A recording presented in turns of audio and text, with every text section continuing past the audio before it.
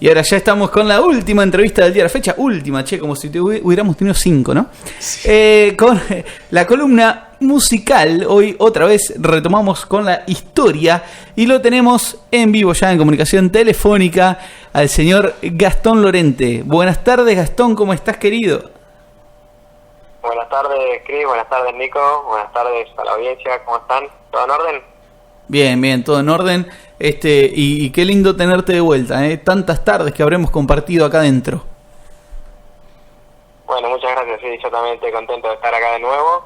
No sé si para despedir el año, si me quedará otra columna, pero bueno, por lo pronto disfrutar de que estamos acá de nuevo y compartir un poquito de cultura musical, un poquito de historia, ¿por qué no? Che, y bueno, no sé si vas a estar de vuelta porque creo que el caché es muy alto de este chico. Sí. Teníamos que consultar el presupuesto, no sé si llegamos, pero bueno, vamos a ver.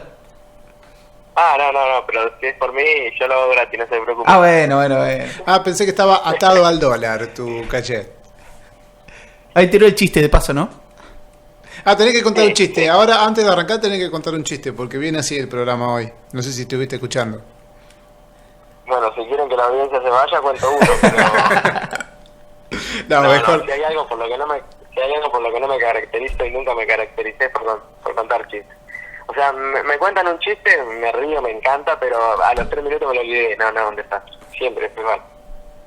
Bueno, adentrémonos entonces en el tema que nos incumbe en el día de la fecha. ¿Cómo querés? Hoy no vamos a ir con preguntas, decime vos cómo querés comenzar. Bueno, vamos a hablar un poco de los comienzos de Los Redondos, como lo indica el nombre de la columna, de sus inicios y de su conformación.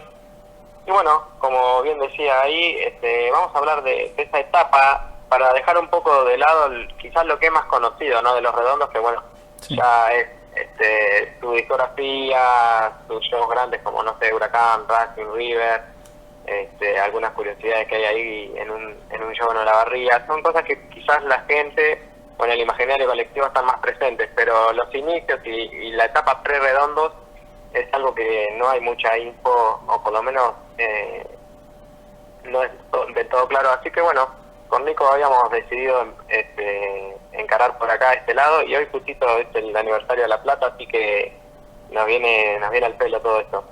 Sí, no olvidar a la otra gran banda de La Plata, que es Virus, que bueno, pero ahora vamos a hacer Los Redondos y la prehistoria, ¿no? De esa banda tan interesante. Lógico, exactamente. De hecho, o sea, no es que fue solamente por el aniversario, pero después nos dimos cuenta que caía el mismo día el programa que el aniversario de La Plata, así que dijimos, bueno, nos queda justo.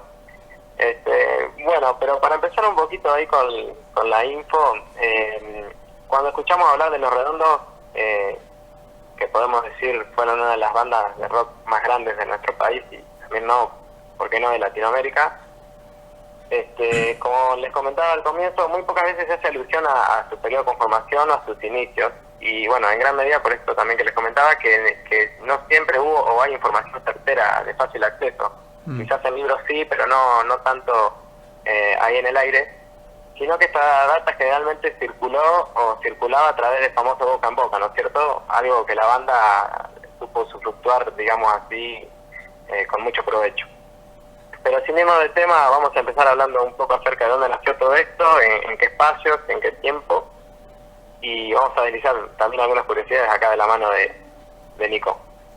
En primer lugar, debemos entender que Los Redondos no solo abarcan lo que sería nominalmente a lo que conocemos como una banda de rock, lógicamente con una super multitudinaria, digamos así, y fiel cantidad de seguidores, sino que en su primera etapa, allí por tierras platenses, era más bien una comunidad, claro. Un colectivo integrado por artistas de diversas disciplinas, que iban desde, bueno, lógicamente la música, la pintura, actores incluso, hasta payasos, strippers y cocineros. Era muy variada esa comunidad. Y para profundizar en estas cuestiones nos tendríamos que retrotraer hacia finales de los años 60, justamente en la ciudad de La Plata, donde nace la cofradía de la Flor Solar, que es una comunidad hippie que contaba también con artistas que realizaban diferentes expresiones artísticas, valga la redundancia. Y esta comunidad tenía como a uno de sus miembros más sobresalientes al señor Eduardo Sky Bailinson, quien posteriormente sería guitarrista histórico de Los Redondos, y también al señor Ricardo Cohen, mejor conocido como Rocambole, al que estuvieron haciendo alusión hace un momentito, quien era el artista plástico encargado del arte de disco de varios de los álbumes de Los Redondos, y también de afiches y pósters de sus presentaciones. Contemporánea a esta comunidad que era la Cofradía de la Flor Solar, estaba la banda Diplodocus Red and Brown, en la cual también tocaba Sky y su hermano Guillermo Bailinson, quien vamos a ver luego que sería alguien muy relevante en la historia de Los Redondos. Primero que nada es importante destacar que todos estos movimientos artísticos se daban en torno al concepto de contracultura, digamos que alejados de la cultura central o hegemónica y lo mainstream, y más ligado a lo que ahora se conoce comúnmente como underground. Sí. ¿Digo bien, Nico? Sí, eran, a ver, unos... hay que poner en contexto también, ¿no? Como vos dijiste, esto es fines de los 60, estaba la música comercial, por un lado, mientras esta gente hacía todas estas movidas que iban mucho más de la música, era una época también de estallido de experimentaciones, también muy politizada, había muchas ideas, el campo intelectual estaba muy presente también. Y bueno, la ciudad de La Plata en ese momento era un hervidero de ideas. Después, lamentablemente ya sabemos lo que pasó de 76 para adelante, pero eso también es importante contarlo en la historia de Los Redondos. Pero es ahí el contexto de donde surgen estas primeras semillas que todavía no son Los Redondos, pero son bandas importantes que serían muy importantes, justamente, valga la redundancia, para el futuro de Los Redondos. Ahí nombraste, y me gustaría hacer el anclaje como para ir anclando justamente a La Plata, la banda Diplodocus Red and Brown. Diplodocus es un dinosaurio. Este dinosaurio se encuentra en la ciudad de La Plata, el esqueleto, un Diplodocus, una cual invito a ir a conocer cada quien cuando pueda allá en La Plata, el Museo de Ciencias Naturales. Y tomó el nombre de ahí, Diplodocus Red and Brown, es un motivo más terrenal, que era la guitarra que tenían, roja y negra eran los colores, o los instrumentos eran rojo y negro, así que de ahí tomó ese nombre. Incluso muchos de estos equipos lo consiguieron de un viaje iniciático que tuvieron los hermanos Bailinson por Inglaterra, donde allá conocieron músicos como Jimi Hendrix, creo que vieron también a The Who, o sea, bandas que internacionalmente eran las estrellas de rock, las que hacían el rock más potente del mundo. Ellos mamaron un poquito de toda esa cultura, así que está muy interesante que la nombres a esta banda, si bien fue muy efímera, pero sería fundamental para lo que después sería la historia de Los Redondos.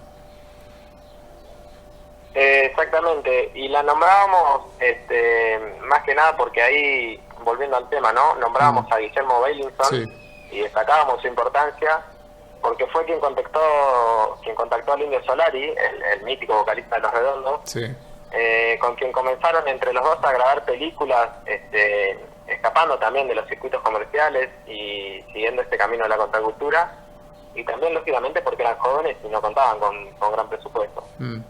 Un Indio Solari, perdón que te interrumpo, pero me gusta hacer la referencia justamente con quien está hablando acá, con vos, un Indio Solari que estudió en la misma facultad que estudiaste vos. Exactamente, sí. Así es. La Facultad de Bellas Artes. El Indio no es de La Plata, viene de Entre Ríos él, pero sí hizo sus estudios en Bellas Artes. Y de esta manera es Guillermo quien hace el lazo entre Sky y el Indio para que se conozcan. Y así surge en los años venideros, digamos, una nueva comunidad, que sería la de Los Redondos. Como comentaba hoy Nico, alrededor del 76, en la génesis de la dictadura, es que empieza a conformarse esa comunidad, y como ya se dijo, se reunían en la ciudad de La Plata, que creo que ya comentamos, ¿no?, que hoy era el aniversario, está cumpliendo 138 años. Sí. Se reunían más precisamente en el Teatro Lozano, que si no me equivoco, está situado en calle 11 y 45, una cosa así. Sí, sí, por esa zona es. Por ahí anda, que en esos momentos, bueno, recordemos de dictadura, se realizaban en los encuentros conocidos como los lozanazos, donde los jóvenes de la época se reunían a debatir distintas cuestiones, distintos tópicos, con mayor libertad que la que tenían en las calles, lógicamente, y al mismo tiempo se hacía música. Es en este momento donde comienza a gestarse la banda, pero no con roles fijos, ¿no es cierto, Nico? Sí, sí, bueno, como recién dijiste, era una comunidad de músicos y músicos entre comillas, había con un espíritu punk también, había músicos que quizás no sabían tocar exactamente su instrumento, no me refiero a Sky, que sí, seguramente para esa época sí, pero iban rotando, hoy uno tocaba la batería, la semana que viene ese tocaba la guitarra, cantaba uno, cantaba otro, pero bueno, más o menos ahí se iban definiendo y había, como dijiste, payasos, strippers, gente que hacía proyecciones, y también había cocineros. ¿Y por qué es importante citar que había cocineros en estos encuentros en el Teatro Lozano, los lozanazos conocidos? ¿Por qué es importante decir que había cocineros? Bueno, está bueno que lo señales porque lo comentábamos también al principio. La gente que cocinaba en esos lozanazos era quien repartía los famosos redonditos de ricota. Ahí está. Y es aquí, digamos que acá donde sale parte del nombre de la banda, a partir de estos buñuelos de ricota, que en los lozanazos repartía un señor que se hacía llamar el docente o el chután, que aparecían estos personajes, ¿no? Tagueando así, medio raro, digamos. Pero bueno, decía parte del nombre porque, como es bien sabido, la banda no se llama Los Redonditos de Ricota, sino más bien el nombre completo y correcto sería Patricio Rey y sus Redonditos de Ricota. Y acá tenemos una de estas datas confusas con que comentábamos también al principio de la columna, porque ¿quién es Patricio Rey, no? Esa es la gran pregunta. A ciencia cierta no se sabe quién es. Se cree que es una especie de ser mítico en la cual esta comunidad invocaba y rendía el culto, pero no se sabe si fue alguien en particular o hubo alguien con este seudónimo. Volviendo a esto que mencionabas, ¿no, Nico? De que en esta época estaba en juego mucho lo psicodélico y esas búsquedas por estos lados. Sí, sí, es fundamental aclarar que Patricio Rey no es el Indio Solari. Muchas veces se confunde eso, pero no es el Indio Solari, sino es esto que decías, una figura mítica al cual quedaba como excusa para convocarse, ¿no? Claro, exactamente. Bueno, justamente es en esos años donde el Indio Solari, además de realizar las proyecciones que comentábamos y de cantar, comenzó a componer sus primeras canciones y se presentaba vestido con un mameluco blanco y se hacía llamar el astronauta italiano, ya dando algunos indicios, ¿no es cierto?, de su imaginación creativa tan característica, ¿no? Sí, sí, sí. Y que a veces, por lo menos en mi caso particular, es muy difícil de seguir porque tenemos letras de Los Redondos que su poética a veces es complicada, ¿no es cierto? Hay que escucharla muchas veces por ahí para sacarle jugo. Y él juega mucho con esto, ¿no? Él dice que no le gusta explicar, en algunas entrevistas ha dicho que no le gustaba explicar o dar un análisis de sus letras porque a él le gustaba que la gente tenga sus distintas perspectivas o sus distintos análisis. Sí, sí, un poco también como Spinetta, ¿no? En ese sentido se puede hacer una ligazón. Exactamente. Bueno, Los Redondos estuvieron varios años actuando de esta manera, no solo como una banda, sino como una comunidad, pero se perfilaban progresivamente a esto, ¿no? Algo que se cristalizaría recién en el año 85 cuando graban su primer disco, Gulp, titulado de esta manera. De todas formas, previo a esto hay que señalar también que pasaron por algo que tienen que pasar en general todas las bandas de nuestro país, o la gran mayoría, el 98% diría, ¿no? Que es migrar hacia la capital, hacia Buenos Aires, donde incluso en esa época abundaban más que ahora quizás las oportunidades y los medios de grabación eran infinitamente mejores que en cualquier otra parte, si es que en otra parte había. Bueno, hecho en el año 82, corregime si me equivoco, Nico, que graban sus primeros demos en la discográfica RCA, y Sí, fueron sí. repartidos a distintos periodistas de la época, entre ellos a un joven Lalo Mir. Lalo Mir, que acá el compañero Cristian lo conoció y tiene un autógrafo de él. Recuerdo. De paso.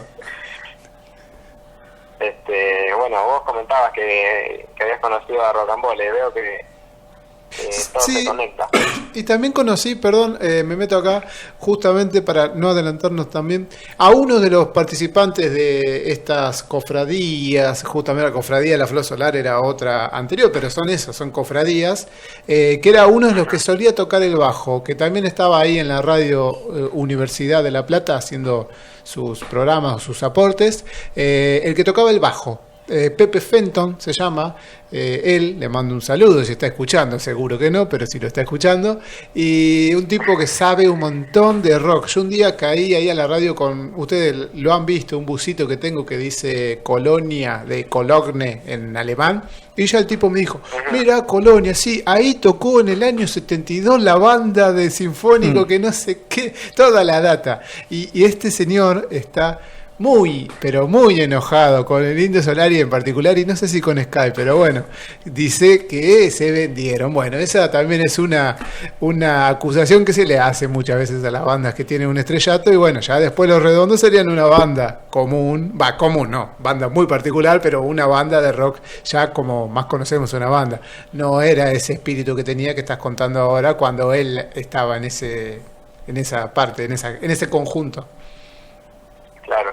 Qué bueno sería saber esos pormenores, ¿no? Esa enciclopedia vivo, digamos. Sí, las historias que tendrá para contar. Me imagino. Bueno, y acá es también fundamental, hoy hablamos del concepto de contracultura, sí. Habíamos hecho alusión, y hay otro concepto que empieza a aparecer ahora, que sería el de independencia artística en la banda. Que digamos que a principios de los 80 tuvieron encuentros con otro colectivo de músicos llamado MIA, que por sus siglas significa Músicos Independientes Asociados, quienes eran músicos que editaban sus discos de manera independiente sin intermediar con discográfica. Uno de los integrantes de este colectivo era el señor Lito Vitale, que luego tendría algunas participaciones en discos de Los Redondos, tanto como técnico de sonido y creo que en Luzbelito y bueno, en algún otro disco más seguramente, bueno, en el tema que escuchábamos, Luz de la Libertad, los pianos los grabó él. Sí, ha grabado varios pianos en Los Redondos. Ha grabado algunos pianos, exacto. Bueno, y es a partir de ahí que comenzaron a trabajar de manera independiente Los Redondos, y lo hicieron a lo largo de toda su carrera. Y acá también hay que mencionar que esto implica el doble de esfuerzo, ¿verdad? Porque tanto a la hora de grabar, editar, masterizar y todo lo que tiene que ver con la producción de un disco, pero también, y lógicamente no menos importante, la cuestión de la publicidad y la difusión, que es algo que los artistas que cuentan con un contrato discográfico, con un sello, con una discográfica, lo que sea, no tienen de qué preocuparse, como ocurriría también en algunos añitos más tarde con Soda Stereo, que bueno, gracias a eso viajó por toda Latinoamérica, siendo que Los Redondos salieron solamente del país una vez, creo, para tocar en Uruguay. En Uruguay han tocado, sí. Bueno, estas son como las prerrogativas que tiene tocar, ¿no?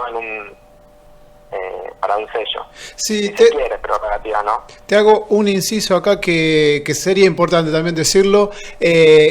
No sé tanto en esa época, pero más adelante y fundamental con todo lo que es independencia, difusión, conseguir fechas, hay que nombrar a la Negra Poli, esposa o mujer de Sky Bailinson, que los conoció ya en esa época, en la época anterior que estamos contando, ahí en el Teatro Ópera de La Plata. Bueno, ahí lo conoció a Sky, bueno, se enamoraron y eso, pero después ella sería la manager de Los Redondos, la banda más grande de Argentina, bueno, junto con Soda Stereo en su momento, y la tipa se plantaba en un ambiente mucho más machirulo del que puede ser hoy el rock argentino.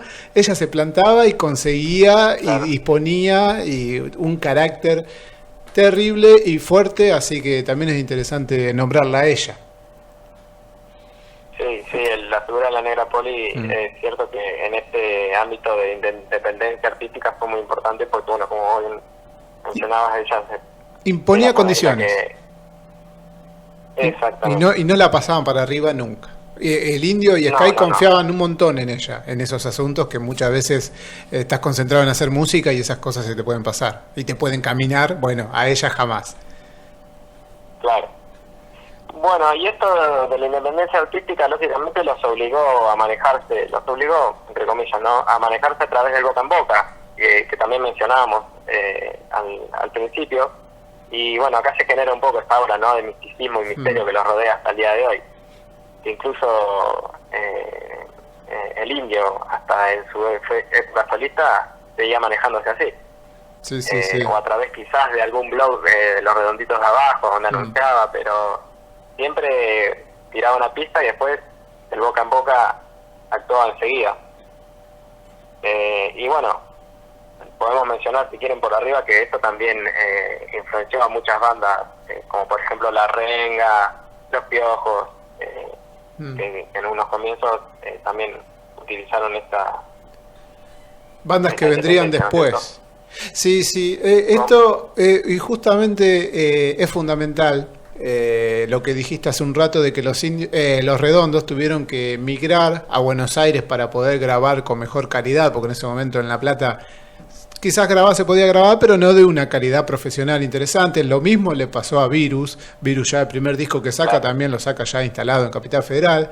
Pero hoy en día, quizás ya hace una década, muchas bandas de La Plata graban en La Plata, editan en La Plata y después de ahí, una vez que tienen eso, bueno, sí, se difunden. Por ejemplo, Él mató a un policía motorizado, que es la banda más conocida hoy en día de La Plata, por lo menos de las bandas entre comillas nuevas.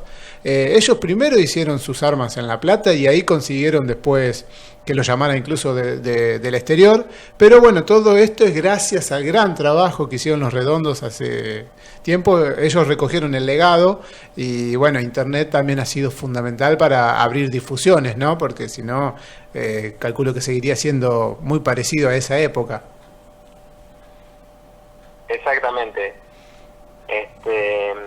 Bueno, y acá es donde podremos decir que Los Redondos hacen la transición de esta comunidad que mencionábamos con distintas y diversas disciplinas a una banda de rock ya establecida y bueno, también como veníamos comentando, ya fuera de La Plata, radicada en Buenos Aires y bueno, a partir de acá comienza otra historia, ¿no es cierto? Que da para otra columna o para más de una, que bueno, que tiene que ver con la banda, con sus discos y se quiere la subcultura ricotera, ¿no?, que se formó y sigue incluso vigente hasta hoy y yo diría cada vez más con más popularidad.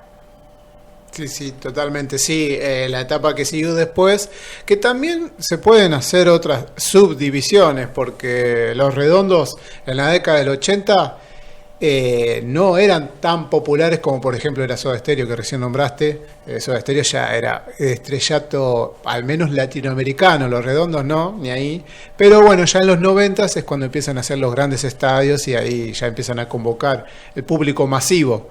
Pero ahí hay otra. Por ejemplo, en los 80 quizás el público que los iba a ver era más intelectual, estudiante, tocaban en lugares medianamente chicos, ya después crecerían y eso después lo recogería el Indio Solari solista. Bueno, acá recién Cristian comentó cuando lo fue a ver, perdió a un primo que después lo recuperó, pero por eso, porque había un montón de gente. En cambio hoy en día vas a ver a Sky y quizás Sky toca en lugares más chicos, quizás no lo hace, o quizás en algún Cosquín Rock en su momento, pero ya esos ya son festivales. Pero el Indio, Sky ha mantenido un poco ese espíritu de Los Redondos más de esta época. Ya el Indio es una mega estrella. Exactamente. Bueno, cuando la historia de Los Redondos podríamos hacer un quiebre en el 94, en ese sentido, ¿no? Cuando hacen el Huracán, el primer estadio, que también está toda esa historia que era medio contemporánea cuando vinieron los Ramones, tuvo ahí alguna anécdota. Pero sí, como bien decís, el Indio se masificó mucho más después de solista, incluso que Los Redondos, y bueno, y Sky quedó tocando en lugares más chicos y un poco más under, ¿no? Se quedó con esa época ochentosa, digamos, de Los Redondos, ¿no? Totalmente. Te pongo ahora, a mí me gusta siempre hacer algún volantazo, te pongo entre la espada y la pared. Elegime, el Indio Solari o Sky Bailinson. Y Mira, yo lo tengo escuchado mucho más a los trabajos del Indio, lo he ido a ver en vivo al Indio, a Sky no. Y a mí me pasa que cuando escucho al Indio, veo las letras, lógicamente compuestas por él, que también son las mismas que la de Los Redondos, con toda esta imaginación, esta poética de la que hablábamos, que a veces es muy rebuscada. Y me gusta, la verdad que me gusta también lo que comentaban hoy de Baltasar Comoto, de Gaspar Venegas. La verdad que me parece muy bueno el producto que estaba mostrando y mostró el Indio. Pero me pasa que cuando escucho a Sky, hasta que no empieza a cantar Sky, me parece que estoy escuchando a Los Redondos. Veo como que, siento como que la estética musical, si se quiere, se la quedó Sky, y la estética poética o la poética se la quedó el Indio, ¿no? Como que ahí se bifurcó Los Redondos. Es algo que me pasa a mí, lo he comentado quizás con alguien, no recuerdo si con alguno de ustedes, pero siento eso. Yo escucho mucho más, y si te tengo que responder a la pregunta, al Indio, y me quedaría con el Indio. Pero hay muchas músicas y muchas canciones y algunos trabajos de Sky que son muy interesantes, están muy buenos. Totalmente. Sí, el Indio quizás más experimentador con la tecnología, Sky ya más en formato de banda tradicional, aunque también tiene sus experimentaciones, pero quizás van más dentro de lo tradicional musical, incluso cuestiones orientales usa Sky, pero sí, bueno, ya Los Redondos en los últimos discos ya no estamos metiendo ahí, pero también los últimos discos, Momo Sampler se llama uno, usaban samplers, cosas que en esta época que hablábamos recién, impensado era que Los Redondos iban a tocar un botón para hacer música. No, ni hablar. Pasando esto que mencionábamos también, ¿no? De que bueno, que habían mamado mucho los hermanos Bailinson, la estética de los 70, el rock como Jimi Hendrix, que incluso lo vieron en vivo, a pasar a ampliar a finales de los 90, principios de los 2000, hay un salto gigante. Enorme. Y qué sé yo, da otra columna, ¿no? U otro espacio para charlarlo, pero yo creo que por ahí también, más allá de los problemas que han tenido personales entre ellos, creo que hay búsquedas distintas. No sé si los dos hubieran querido ir para un lado, para el mismo lado en ese sentido, en cuanto a lo musical. Pero bueno, como les digo, es tema para otro debate. Así, bueno, Gastón, no sé, ya no quedaría mucho más por hablar, pero bueno, te agradezco como siempre. Columnas históricas han salido hasta el momento con vos. Bueno, no, les agradezco yo a ustedes por el espacio. Sí, hasta el momento no salió nada teórico, digamos, didáctico, si se quiere, o algo teórico. Porque eso ya lo haces cuando das clases. Eso ya lo haces cuando das clases. Acá permitite otra cosa. Claro, acá me permito andar por otros rumbos. Pero no, la verdad que está bueno, me gusta, y yo sé que a ustedes también les gusta el rock, y también tratando de acercar alguna data ATP, digamos, ¿no? Apta para todo público, como fueron en su momento el Club de los 27, ahora Los Redondos, una banda hipermasiva acá en la Argentina. Y bueno, también destacar que esta data, esta info que no es tan conocida, de sus inicios y de cómo se conformó tanto la comunidad primera y como después la banda. Gastón, le comento a los oyentes, si recién se han prendido al programa, lamentablemente se han perdido una gran columna de Los Redondos, pero la última data, que esto me lo vas a poder responder, vamos a escuchar ahora, después que termine la columna, una canción que es una canción doble, Mariposa Pontiac, rock del país. ¿Por qué vamos a escuchar esta canción, que es del año 96, no hablamos de esa época? ¿Por qué? Porque estas fueron, al igual que el Luz de la Libertad, si no me equivoco, una de las canciones, de las primeras canciones de Los Redondos, de las primeras composiciones, pero bueno, no tengo bien el dato de por qué se grabó incluso después de 5 o 6 discos. Es una canción vieja. Bueno, yo sí tengo ese dato, si querés te lo aporto.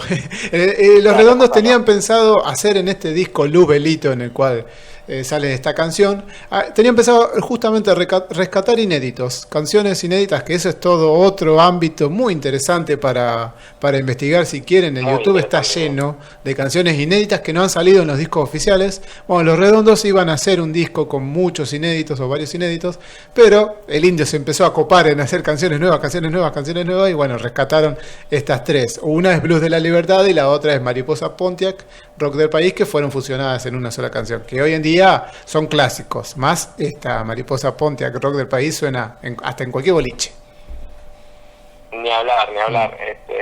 La verdad que sí, es un tema bastante interesante. Hay por ahí dando vueltas alguna carpeta en internet que contiene todos los temas inéditos de los Redondos. Atrevo a decir que son más de 20, 25. Hay un montón, sí. Están muy buenos. Otros son en calidad, están todos en vivo. Calidad bastante mala en algunas ocasiones, pero la verdad que sí es un tema interesante para profundizar quizás en otro momento, para que la audiencia por su cuenta lo haga. Pero bueno, cerrando la columna, despidiéndome, les reitero las gracias. Bueno, espero que les haya gustado y bueno, cuenten conmigo, ya lo saben, estoy a su disposición para cualquier otra cosa. Bueno, Gastón, después por privado arreglamos el tema de números. Dale, listo. Un abrazo grande, querido, y que sigas muy bien.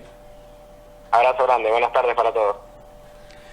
Así pasaba Gastón Lorente, nuestro especialista, nuestro columnista de música aquí en Caleidoscopio ATR. Nos estuvo hablando de los Redondos, la historia quizás no tan conocida, la prehistoria de los Redondos, y vamos a escuchar, obviamente, clásico, pónganse a bailar, Mariposa Pontiac, Rock del País, Patricio Rey y sus Redonditos de Ricota.